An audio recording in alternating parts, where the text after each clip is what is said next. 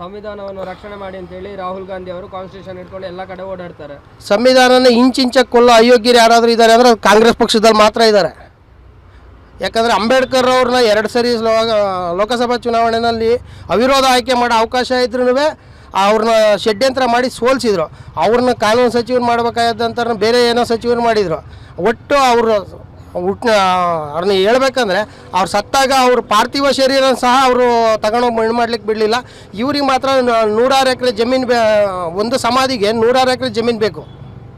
ಯಾರಿಗೆ ನೆಹರು ಅವ್ರಿಗಾಗ್ಬೋದು, ಇಂದಿರಾ ಗಾಂಧಿ ಅವ್ರಿಗಾಗ್ಬೋದು, ರಾಜೀವ್ ಗಾಂಧಿ ಅವ್ರಿಗಾಗ್ಬೋದು. ಪಾಪ 6 ಅಡಿ 3 ಅಡಿ ಜಾಗ ಕೊಡೋಕ್ಕೆ ಅಂಬೇಡ್ಕರ್ಗೆ ಇವ್ರಿಗೆ ಗತಿ ಇರಲಿಲ್ಲ. ಒಂದು 5,000 ರೂಪಾಯಿ ಫ್ಲೈಟ್ಗೆ ಅರೇಂಜ್ ಮಾಡಿಕೊಡೋಕ್ಕೆ ಆವತ್ತಿನ ಭಾರತ ಸರ್ಕಾರಕ್ಕೆ ಗತಿ ಇರಲಿಲ್ಲ.